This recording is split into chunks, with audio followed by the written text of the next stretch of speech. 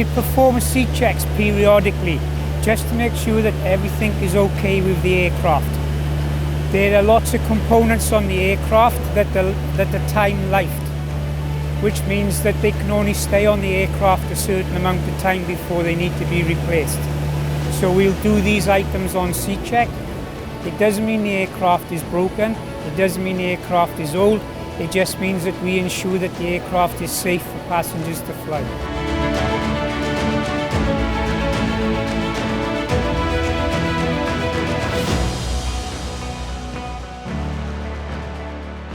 На данном C-чеке работают специалисты авиакомпании Air Astana.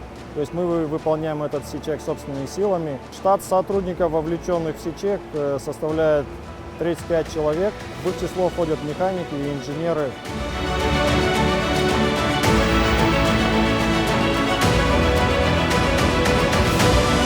We do the C checks ourselves for several reasons.